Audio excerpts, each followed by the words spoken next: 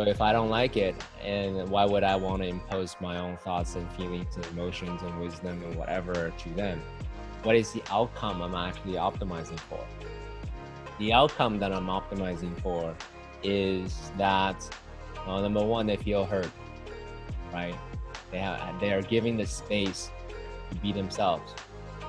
And if they are asking, a lot of times they won't even asking for coaching, but if they are asking, how do I give them in such a way that empowers them, that actually leaves them bigger than they are, versus beat them down with my vast amount of knowledge, wisdom, experience, and all that stuff, because that could be completely debilitating. I actually think a lot about the weightlifting example. Someone comes to me and say, hey, can you help me lift 5 pounds? I say, no problem, here's how you do it. And then boom, here's 1,000 pounds. You're like, what the fuck, dude? You know, I can't do it. All right, this is too hard for me. I give up. This is not for me. I can't lift weights anymore. And I completely shifted the ability to listen to themselves. So someone who is able to exercise their muscles, their capabilities to lift 1,000 pounds. How do I meet them where they're at? In emotionality, in physicality, in even spirituality, you know, the level of consciousness that they're at. So that's kind of where I'm at right now. How do I meet them where they're at and give them what they need such that they can not only feel heard, but also take a small step. Anytime someone takes a step, to me, that's progress.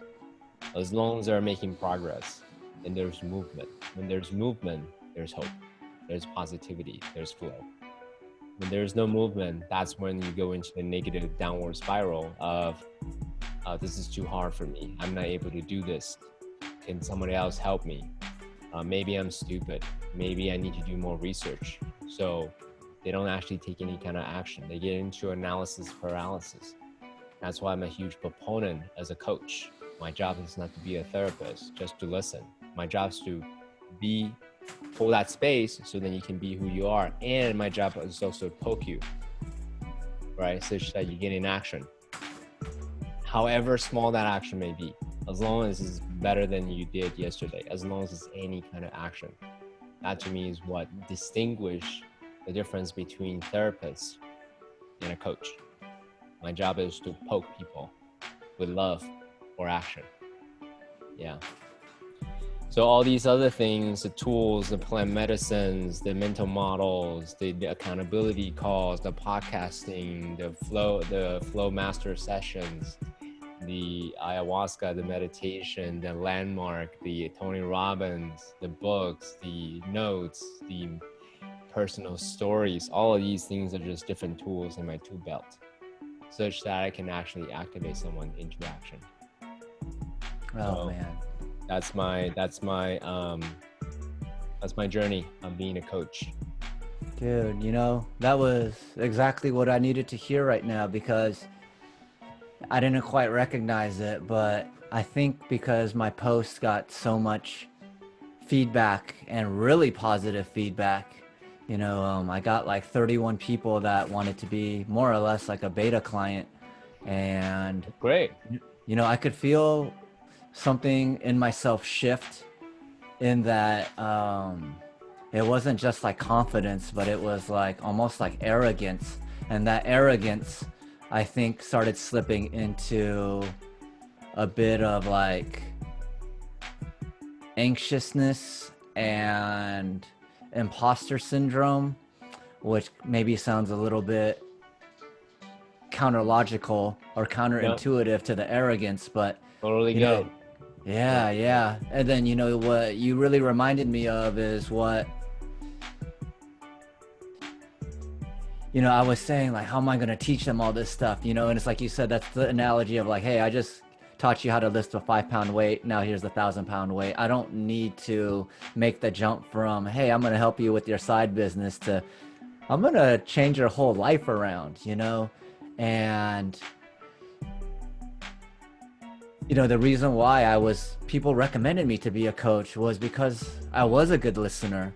And somehow I think my mindset switched to, okay, how much stuff do I need to tell them, to teach them, versus what we've all known in Flow Masters or anyone that's done individual coaching, and what you just told me, which was we need to hold the space so that they feel heard, that they feel acknowledged, so that they have trust in you as a coach, so that when you poke and prod them, they'll have the confidence to go in the direction you're poking in, and belief that if they go in that direction, they will net the results that they're looking for, versus me just telling them, hey, go 2,400 miles to the east, 1,800 miles to the south, and you'll find that 7-Eleven. You'll reach the promised land there. Yeah.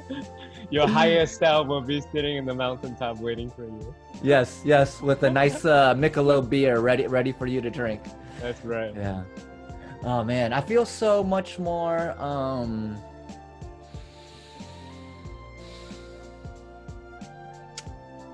yeah, at ease, at peace. Seibo the teller is starting to kind of go away. Seibo the listener and the helper and the coach is returning. And yeah, it's really grounding me in like why I wanted to do this in the first place. And yeah, you know, like I was telling you, I think seeing all those responses, like I wasn't too sure what was going on in my body, but I could feel like a change, you know, that change of like, hey dude, I'm super important. Look at the shit that I just wrote. Look at all these people responding to it. This is like my first time posting something like this. I must be a natural, you know? And then I started, I think, feeling like the anxiety of like, okay, I feel like I'm LeBron James in his rookie year in the NBA. I need to put up LeBron James numbers. And, you know, that's totally different than like the whole reason why I'm doing this. So, man, I almost feel like this was like so serendipitous that, you know, I was actually sitting typing out my program and looking at all the survey answers and like who I was going to reach out to and how, when you said, hey, is this still going on? And I was actually kind of starting to get into like this mental block, because I started seeing some people just wanted help getting a job. Some people wanted some help like with their family situation so that they could focus on getting a job. Some people had side hustles, and I was like, well, you know, there's all these like different answers that I'm getting. How am I going to put together a program that will appease all of these people? And, you know, well, as we all know, one size fits all programs, they don't really, maybe you could fit in, but it's not the perfect fit for you, right? So, and how do I get to a perfect fit? Well, it's talking to the person, really listening to what they need. And like you said, meeting them where they need to be met, not taking them where I want them to be, but meeting them where they're currently at and then poking them in the right direction. Beautiful, man. Good work. Yeah. Nice catch. Thank you. Yeah. It's our de-identifying with our ego itself. Because ego is about how brilliant I am. Look at me. I'm the fucking man. Our highest self is about how can I serve you? How can I support you? Wherever you are, I'm here for you. So whenever I notice if I'm about to blow up, take a moment, pause, and just check in. Is this conversation, this concern, this anxiety, this overwhelm more about me? Or is it more about serving the highest purpose? Yeah. And obviously there is a balance, right? Again, it's not a one size fits all. You know, some people lean too much into serving others and forget all about themselves and they become martyrs. Mm-hmm. Some people are more Trumpian, right? Whatever I say is the best. I'm the best at everything and anything. There's a time and place for that. So the point is meet where the situation is and find that middle ground. Because the person may need, I'm the best, just fucking listen to me. Maybe. The person may be, hey, I'm here for you, holding space and just silence. And everyone is different. I'm still finding that wisdom to navigate the internal space back and forth. Man, well, I'm happy to be on this journey with you. You know, it's pretty nice in that I feel like, you know, I had no idea you were 40. You know, you just look really young. I guess all of us do look pretty young for our ages, but you know, like I've learned a lot from our younger comrades, but you know, there is something about you know, having more life experience and taking all the learnings that you've had and kind of turning it more into wisdom. And, you know, I feel like I'm getting that from you, you know, as someone that's, you know, I think Gavin's 30, just turned 33, like Edwin, Victor, all of them are just, I think they just all turned 30, or some of them are still in their 20s.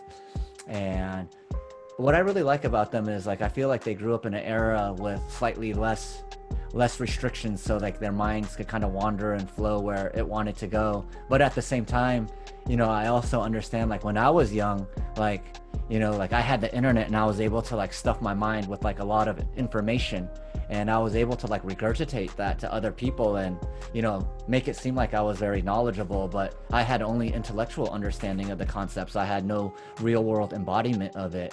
And yeah, so like when I speak with you, you know, even if you're telling me the same things that they're telling me, like it holds a little bit stronger weight because I know that you've had more life experience to really kind of ruminate and think about these things and, you know, present them back to me in a way that really causes me to not just think about the first layer of it, but like the second and third layer, and really get deep within, like, why is this holding me back? Or why am I saying the word I now as opposed to helping others, right?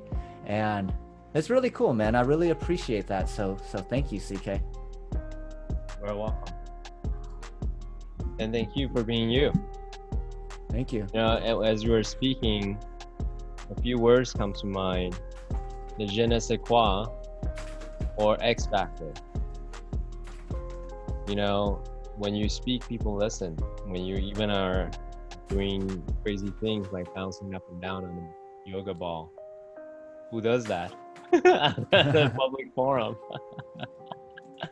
But that's an expression of you, right? And that actually makes it really fun and exciting and interesting.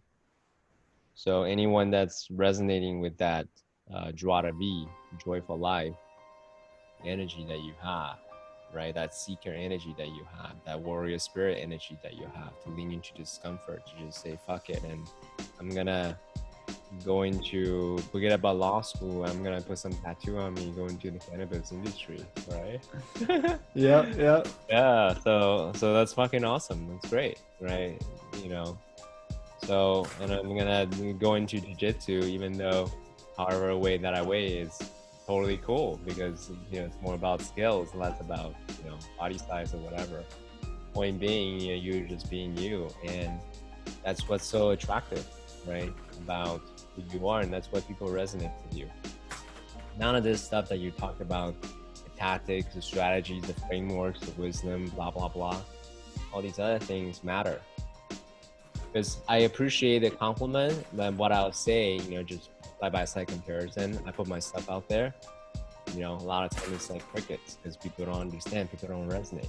But the stuff that you put, you know, 33 people wanted to work with you, right? My point of sharing that is not from the place of egoic, let's, whose dick is longer. My point of sharing that is, you want to get that what you say, content, topics, interests aside, people resonate. That's what you want to get. Everything else, just noise. Just keep doing what you do. Keep doing what you do. Everything else is noise. Thank you.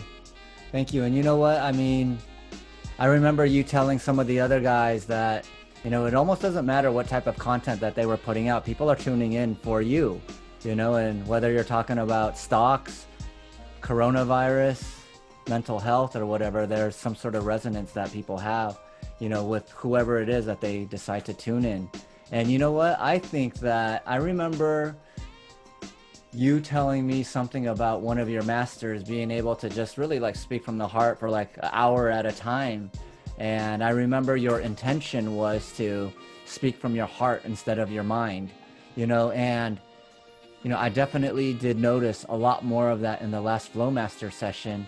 And I think for Asians in particular, you know, where intellect seems to like run supreme in everyone's household, it's really hard to, you know, speak from the heart. I remember my first acting class, the teacher said, "How do you feel, Seibo?" And I would say, "I think I'm scared," or she's like, "No, you say, I feel I'm scared." And then I'm like, okay. And then she goes, and then after another 15 minutes of whatever, she's like, "How do you feel, Seibo?" And then I'd be like, okay, answer her by saying I feel. And then even when I was consciously saying, Seibo, make sure you say I feel, I would say I think. And then I was like, whoa, like even when I'm consciously saying that, like the word think comes out of my mouth. So I was like, man, this really must be something about our culture where, you know, we use I think much more than I feel.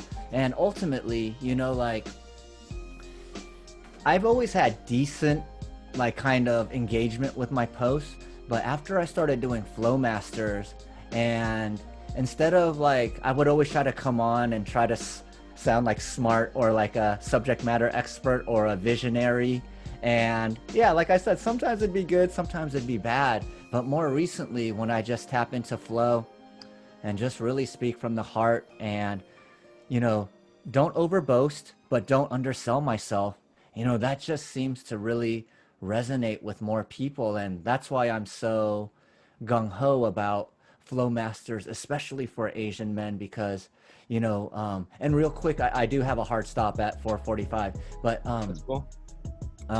is that, you know, like when like new strangers meet each other and they just go, oh, I vibe off the person, you know, like I used to always think, what does vibing mean, you know? And then as I got older, I realized, oh, we all give off some sort of resonance.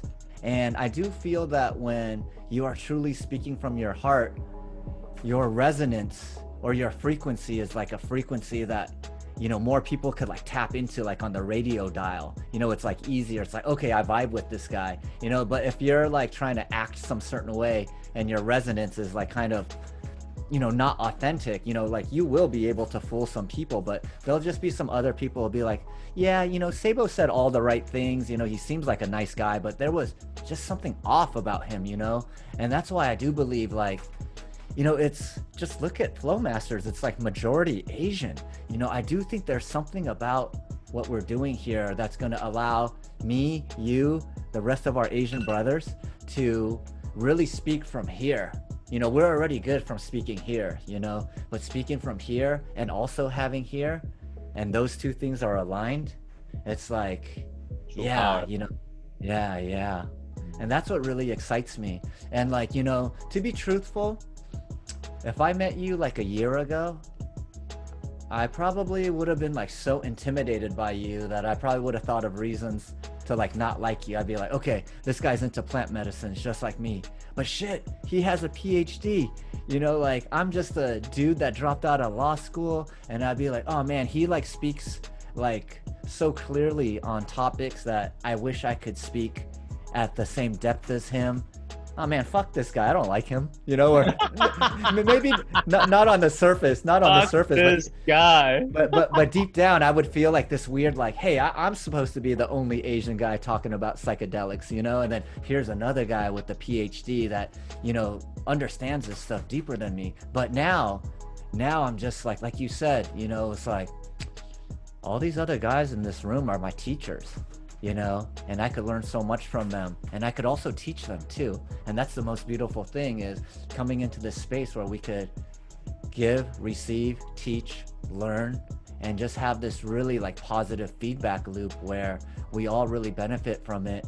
And maybe a few generations from now, like Asian men won't be known as the guys that are just really nice, the guys that just follow orders, the guys that are very technically sound, but also men that are known for emotional intelligence, and that can be romantic and passionate and really cater towards like a woman's emotional needs or their partner's emotional needs, you know. And that's kind of where I see where we could potentially go if we all, you know, work towards our own individual goals and to share the knowledge that we've acquired with others. Thank you for that. A few different words came to mind as we were speaking.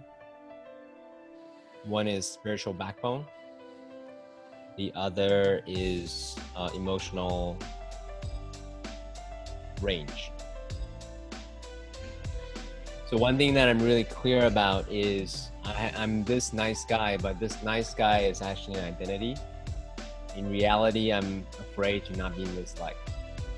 Therefore, I try to be a people pleaser, and then people to say yes to things, even though at the time, most of the time when I do them, and I have this silent resentment, towards myself or towards the person or towards the situation, whatever. As I'm doing it, white knuckling through it, having a face smile on my face, because I know that it's not my deepest self. Know that it's not coming from a place of a hell yes, I'm happy to do this for you, in service for you, for all of us. So my work these days, especially thanks to the startup, is how do I cultivate my spiritual backbone? So when I do take in something, it's a wholehearted yes versus a half-hearted, fuck you, right?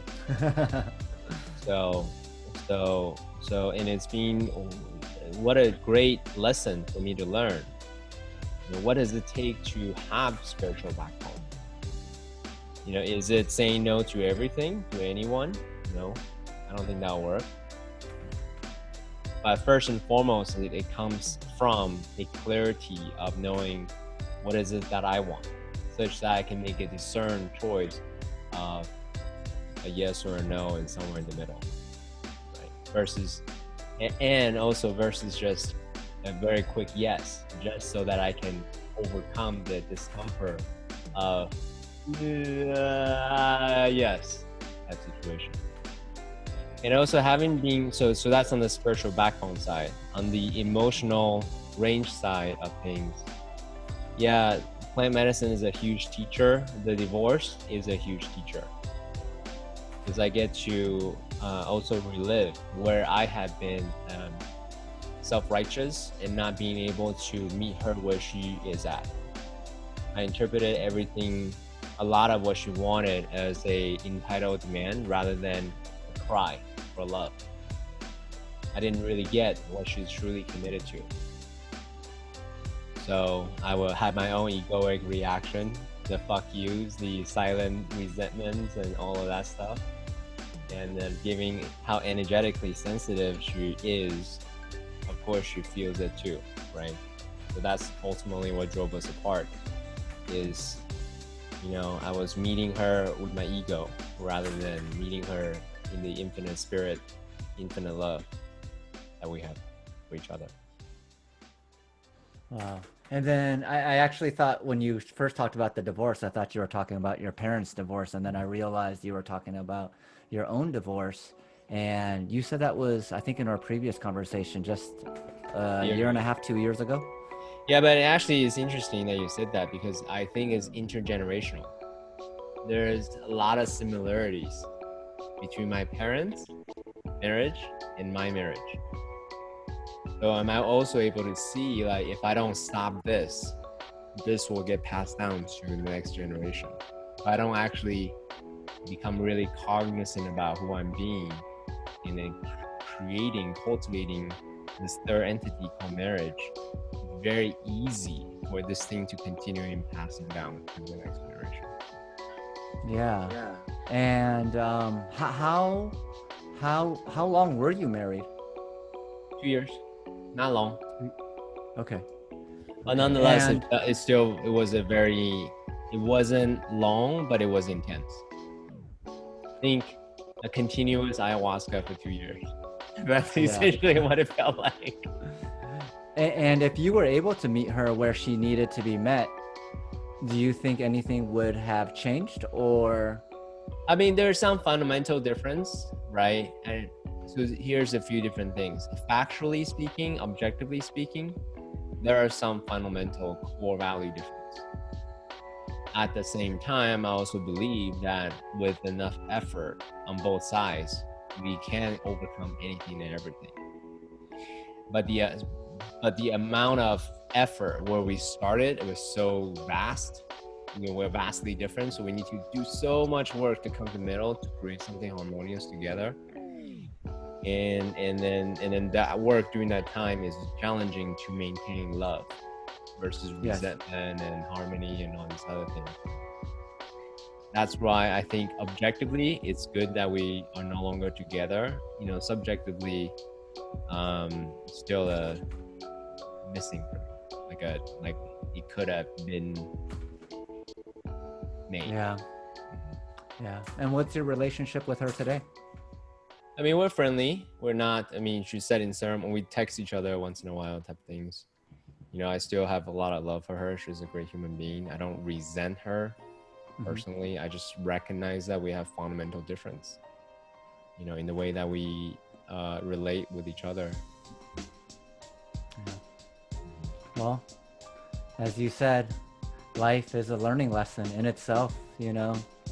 And, you know, the intergenerational stuff is really interesting because my wife's grandmother had a divorce, her mom had a divorce, and my wife was very, very worried about following the pattern, you know. So when we had marriage issues, you know, we went and saw a therapist right away. We worked through those things, but ultimately what she found for herself is the intergenerational stuff, like, to really prevent it would require her to not just work on her marriage with me, but to like forgive her mother, her stepdad, you know, all the things that she felt were unfair for a young child to have to go through, and kind of be the person that got a lot of the shit that was happening when her mother actually remarried twice, you know. So it was especially tough. And they actually didn't speak for like 3 years, from 2016 to 2019, over some traumatic stuff. And, you know, the crazy thing is, you know, through the plant medicines, my wife was able to see that her mom, you know, just did the best that she could do. And yeah, it wasn't like, if it wasn't what we would call optimal parenting today, but you know, when you're a single mother in a foreign land, you do what is necessary. And the stepdad, while the stepdad was very abusive, he also was a product of, you know, not being heard, always getting the short end of the stick at work. So coming home and taking it out on the stepchild, you know. And when she was finally able to forgive the two of them, you know, then I saw like this like crazy growth spurt in her that, I mean, it was so fast that I started getting intimidated, like she's spiritually like just, you know, passing me by, and I've been working on it much longer than her, you know. And then, you know, and that's when I started, you know, it's like you said, I started noticing I was using the pronoun, why is this happening to me? Or she's surpassing me, you know, versus going, wow, look at my wife. She is so awesome. You know, she is the one, like, oh man, why can't I be like her? You know, and yeah, you know, and it's beautiful because I think having it's like I said, you know, if I had met you when I was a little bit less emotionally evolved, I would have been much more threatened by you versus being able to learn so much from you. You know, much in the same way as my wife started really finding herself and her own spiritual path. You know, I feel lucky that I had been working on it much longer than her, so that when she was ready to really show like she is, like, you know, once she was able to let go of like her past trauma, she would be the star more so than myself. That I was able to go, okay, yes, you're right, babe. I've just been doing 10 and 15-minute meditations. Let's try this 60 or 90-minute one. And yeah, she's really opened my eyes to like what type of states of consciousness I could tap into without plant medicines. And yeah, it's been just really beautiful, you know. And a lot of it, like you said, you had to just get out of your own egocentric way of thinking and really focus on, who am I here to serve, and how could this person serve me, help me to serve other people, versus just, you know, ranking myself vis-a-vis other people, which is what I tend to do when I'm feeling insecure about something. It's where awareness. When Try. you're on the flip side of competition is insecurity, right? I'll share this with you. It's actually really interesting. The situation happening at the medical device organization we're building here. This guy was wounded because he felt his previous business partners betrayed him. So his whole thing is, let's lead with trust. And right now his ego is engaged he's now asking individual people to record individual conversations to prevent trust breach behavior. Does that make sense? Yeah, yeah. Kind of like some girl, the boyfriend was cheated on her, so everything and anything is now looking at through the lens of, is anyone else gonna cheat on me? Yeah. But by that behavior, the designer is actually now alienating everyone. Everyone feels this weird energy going on, and no one wants to be in the company anymore. So it's really fascinating how our wounds, our intention is to protect ourselves, but we actually ended up projecting on everything else and actually manifesting the creation of the thing that we fear most. Yeah, he wanted a transparent company, but now he has a surveillance company, basically. That's right. Which is fascinating. Really fascinating. Yeah, you know, being able to break that pattern is such a, you know, such a gift, you know, and it's interesting. I mean, have you brought that up to him, or, you know, and if so, how did he respond? It's meeting people where they're at. When people are not ready, they will look at the feedback as an attack, right? So it's not my place to quote unquote save him. It will be brought up whether or not he asks another founder to record privately, illegally conversations between people, but then we'll go from there, right? Versus actually coming from a personal development coach perspective and meeting him. So, and whether or not he wakes up to it and wise up to it, it's up to him. But my job is not to save him or coach him. My job is to be a co-founder. And if he, indeed that this is something that he did, then I'm not gonna be in partnership with someone like that. Very similar situation. I don't want to be in a relationship with some girl who's not complete with their previous betrayal. Yeah. I know that you have a hard stop now, so I'll stop. Yeah, well, hey, the good news is we talk tomorrow at 9 a.m., right? That's right. I'm excited, dude. Yeah, me too. Yeah, it's gonna be great. We're gonna be wearing like shirts, right? Yeah, I'll wear a shirt tomorrow. All right, my man. All right, it was great hanging out, CK. Thank you so much. That was an awesome session. You are very well welcome. I enjoy it. Yep, Cheers. me too. Cheers. Bye.